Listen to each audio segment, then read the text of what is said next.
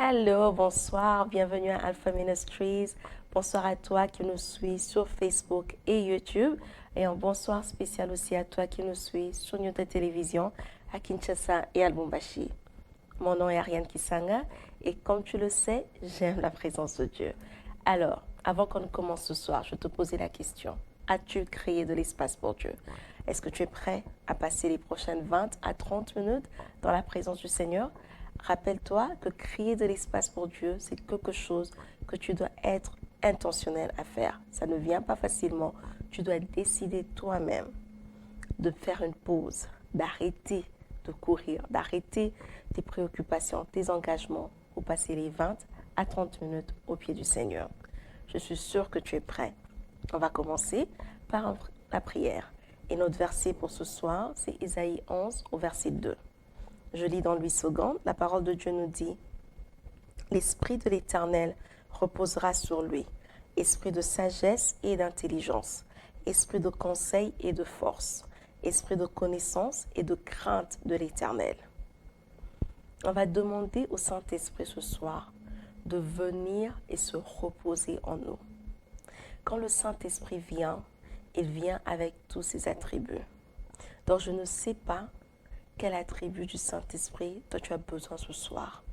Peut-être c'est la force, peut-être c'est l'intelligence, peut-être c'est la sagesse, peut-être tu as besoin d'un conseil, peut-être tu as besoin de grandir encore dans ta crainte de l'Éternel. Je ne sais pas qu'est-ce qui est ton cas, je ne sais pas quel attribut tu as besoin ce soir, mais ensemble, nous allons demander au Saint-Esprit de venir, de se reposer en nous, que le Saint-Esprit vienne et qu'il prenne la place qu'il le faut. Là où tu as besoin de force, qu'il puisse venir te fortifier. Là où tu as besoin d'intelligence, qu'il puisse venir t'ouvrir cette intelligence. Là où tu as besoin de conseils, qu'il puisse venir te donner ce conseil. Là où tu as besoin de grandir et de croître encore dans la crainte de l'Éternel, qu'il puisse venir et qu'il le fasse. Saint-Esprit, nous te faisons appel. Esprit de Dieu vivant, nous t'appelons. Esprit de Dieu vivant, nous avons besoin de toi. Ce temps n'est pas possible sans toi. Sans toi, nous ne sommes rien. Esprit de Dieu vivant, nous nous rendons disponibles ce soir pour que tu puisses venir habiter en nous, pour que tu puisses venir te reposer en nous. Saint-Esprit, nous avons besoin de toi. Saint-Esprit, nous avons besoin de toi. Viens, Esprit de Dieu, viens, habite en nous, viens, repose en nous. Nous avons besoin de toi. Nous te faisons appel, Esprit de Dieu vivant. Nous te faisons appel, Saint-Esprit. Viens, Jéhovah. On a besoin de toi. Habite en nous dans ta plénitude. Emmène la force, emmène l'intelligence, emmène le courage, emmène la crainte de Dieu, emmène la sagesse, emmène le conseil. Saint-Esprit, nous avons besoin de toi. Père, ce moment est pour toi. Ce temps est pour toi. Viens par ton Saint-Esprit. Prends la place qu'il te faut et glorifie le nom de Jésus.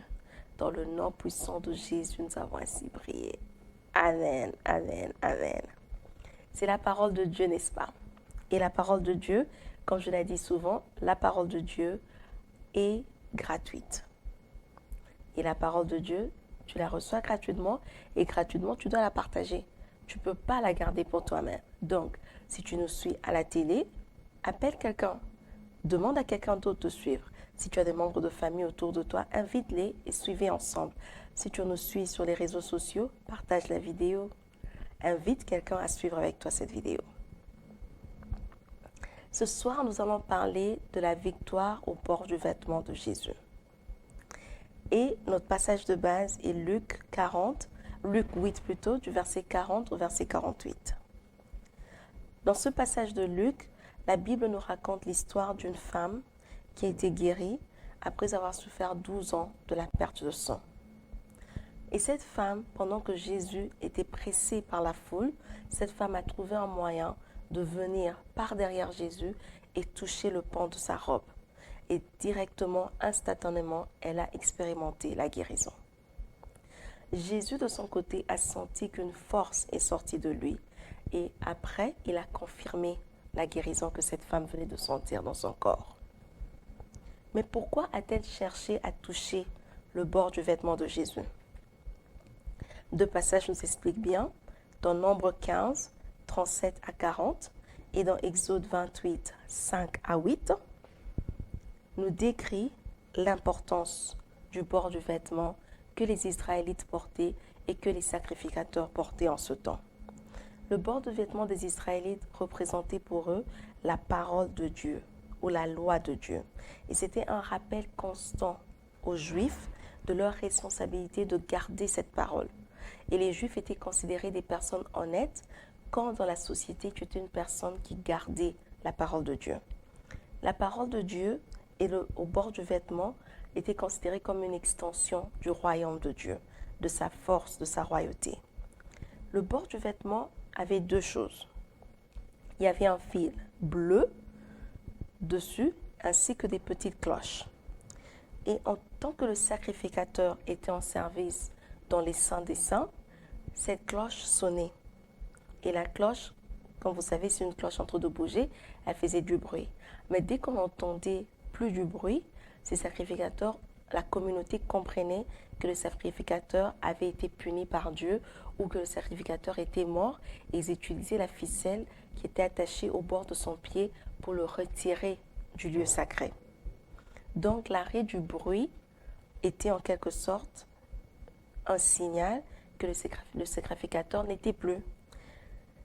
Parce que le bord du vêtement, comme j'ai dit, contenait le pouvoir en même temps, l'extension du royaume de Dieu. Mais en Israël aussi, le bord du vêtement des rois était aussi, on peut dire aussi une extension de leur royaume. Ça montrait que cette personne est une personne royale, que cette personne a de l'autorité et du pouvoir. C'est pour ça qu'on voit dans 1 Samuel 24, quand David coupe le pan du manteau de Saül, c'est que David fait, il a en effet coupé une partie de la royauté, de l'autorité de Saül. C'est pour ça qu'après, il s'est senti mal. Et ça conduit Saül à dire que maintenant, je sais que tu régneras. Parce qu'il avait avec lui en main une partie du royaume ou de la royauté de Saül. La femme à la perte de sang avait un problème. Elle avait en quelque sorte un roi, elle avait une autorité qui régnait sur elle. C'était cette maladie. Elle avait déjà dépensé beaucoup et elle ne trouvait toujours pas de guérison. Donc elle avait besoin de toucher ou de couper ou d'avoir accès au pan de la robe d'une personne qui avait un pouvoir qui était plus élevé que le pouvoir de la maladie dans sa vie. Et c'est pour ça qu'elle va pour toucher le pan de Jésus. La femme et Jésus étaient tous des Juifs. Donc ils savaient que la parole de Dieu, le pouvoir, se trouvait au bord du vêtement de Jésus. Jésus-Christ marchait parce qu'il était dans la foule avec les autres. Il était pressé dans la foule. Ça veut dire que son vêtement faisait encore du bruit. Ce n'était pas un sacrificateur qui était mort, c'était un sacrificateur en mouvement. Et cette femme savait qu'elle devrait tenir ou arriver à toucher ce sacrificateur. Quand cette femme se bat pour toucher le pan de la robe de Jésus, elle se bat en fait pour obtenir de Jésus-Christ une parole. Elle se bat pour obtenir de Jésus-Christ quelque chose de puissant. Et on sait que quand tu lis la Bible, tu peux voir que tout miracle que Jésus-Christ a opéré a eu l'intervention de sa parole. Parce que Jésus et sa parole sont un. Et quand il dit qu'il sent une force sortir de lui, il sent qu'une parole a été relâchée de lui. Parce que la parole de Dieu, la parole de Jésus, c'est effectivement la force de Jésus. Pourquoi? Parce que Dieu n'est limité par rien d'autre que sa parole. Dieu ne peut pas agir au-delà de sa parole. Ce qu'il dit, il accomplit toujours. Jusqu'au point où il jure par lui-même devant Abraham. Parce qu'il ne pouvait pas trouver une autre personne qui avait une parole qui était plus élevée que sa parole à lui. Alors il jure par lui-même. Quand on s'approche de Dieu, on doit se battre jusqu'à ce qu'on puisse obtenir de Jésus une force. Jusqu'à ce qu'on puisse obtenir une parole qui sort de Jésus. Une parole individuelle, une parole pour nous. Je vais nous donner quelques points pratiques pour faire assez qu'une force puisse sortir de Jésus. Premièrement, il te faut identifier ton hémorragie. Cette femme souffrait de la perte de sang. Quand tu perds le sang, tu perds ta vie.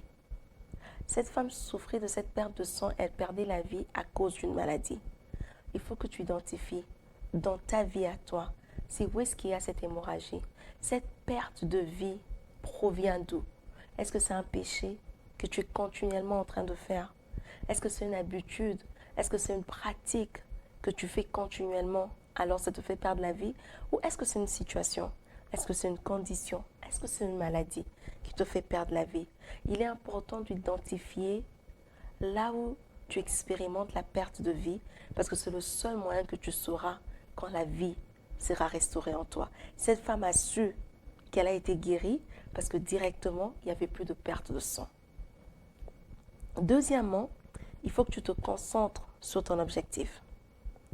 La femme avait un seul objectif quand elle approchait Jésus. C'était toucher le pan de sa robe, obtenir de Jésus une parole pour sa situation.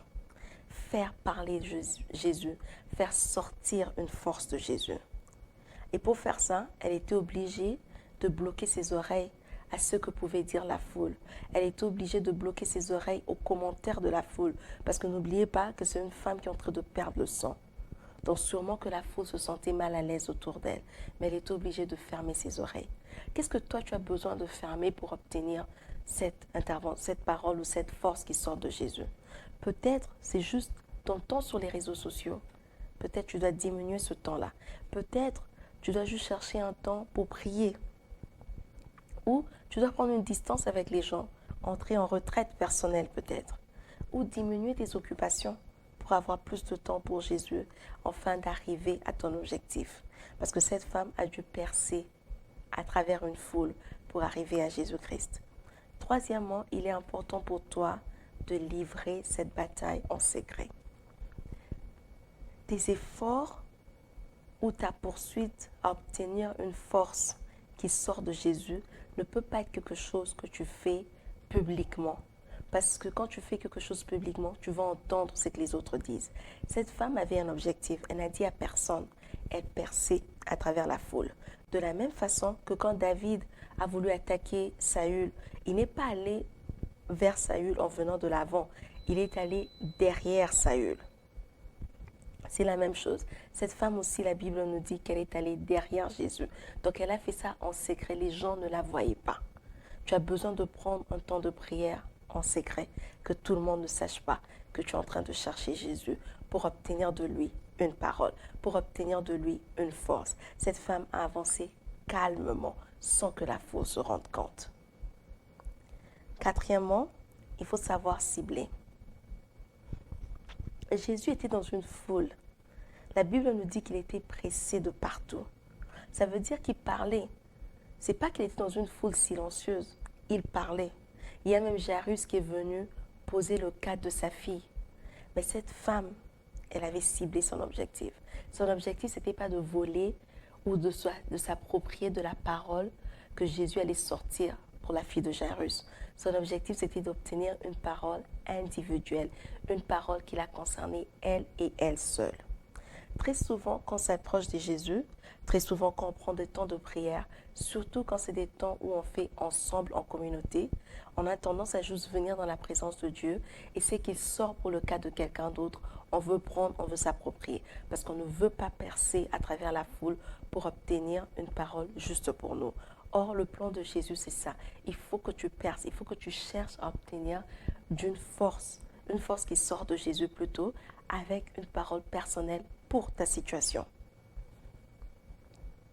Et en cinquième lieu, il te faut de l'humilité. Cette femme devrait toucher le pan de la robe de Jésus. Ce qui veut dire que cette femme a dû certainement s'abaisser, se courber pour arriver au pan de la robe. Parce qu'elle ne pouvait pas rester debout et toucher le pan de la robe de Jésus. Ça allait être impossible. Cela veut dire que si tu veux obtenir quelque chose de Jésus, tu as besoin de t'humilier.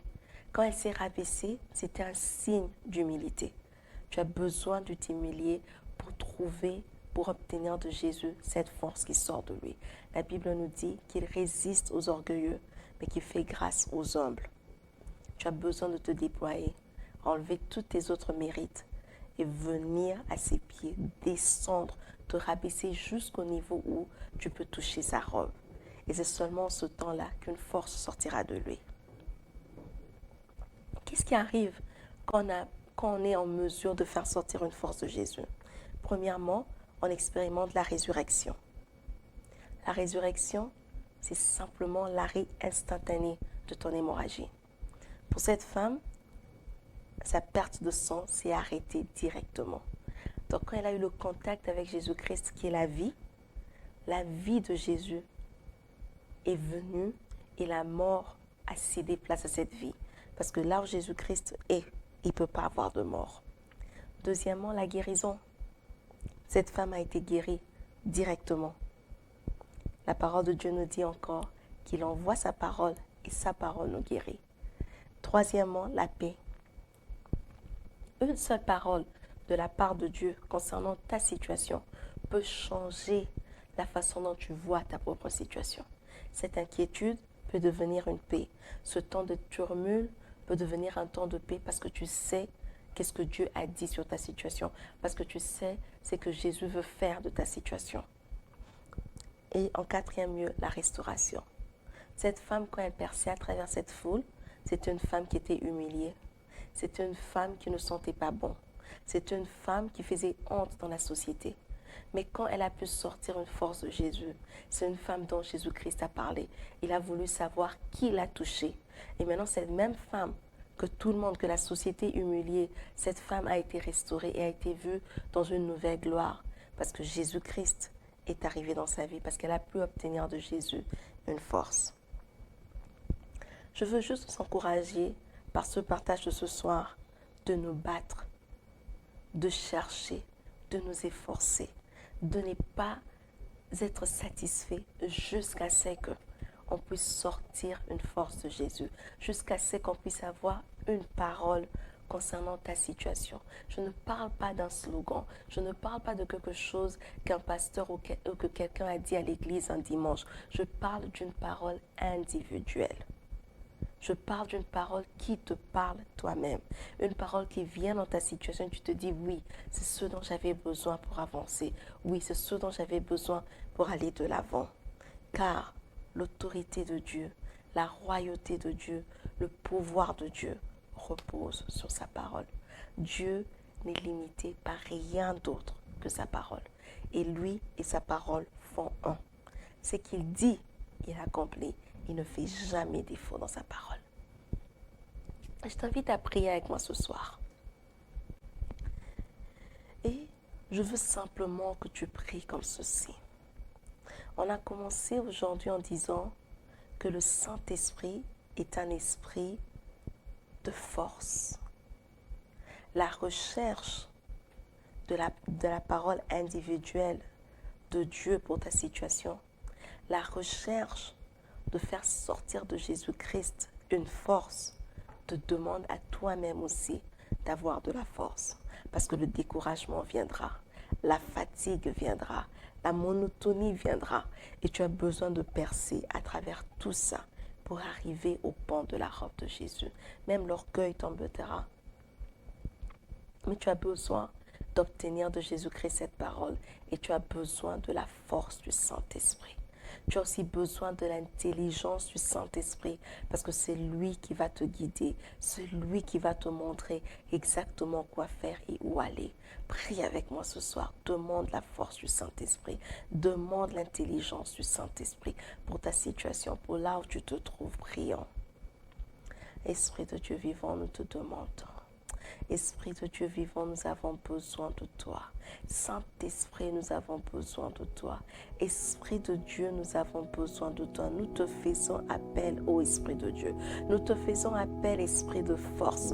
Nous te faisons appel, Esprit d'intelligence. Viens, donne-nous la force qu'il faut à continuer, donne-nous la force qu'il faut à continuer à nous battre pour arriver au pan de la robe de Jésus, pour arriver à toucher le bord du vêtement de Jésus-Christ. Nous avons besoin de toi, Saint-Esprit, pour surmonter le découragement, pour surmonter la fatigue, pour surmonter la monotonie. Nous avons besoin de ton intelligence pour tracer des stratégies, pour savoir comment y arriver. Nous avons besoin de toi, Saint-Esprit. Nous te faisons appel. Nous te faisons appel, Esprit de Dieu vivant, viens. Viens dans nos vies et fortifie-nous. Dans le nom puissant de Jésus, nous avons ainsi prié. Amen, amen, amen, amen. Alors, je prie vraiment que tu puisses te battre jusqu'à arriver à toucher le bord de la robe de Jésus-Christ et ainsi obtenir ta victoire. Merci d'avoir passé ce moment avec moi et jusqu'à ce qu'on se voit la semaine prochaine, rappelle-toi de toujours créer de l'espace pour Dieu. Que Dieu vous bénisse. Au revoir.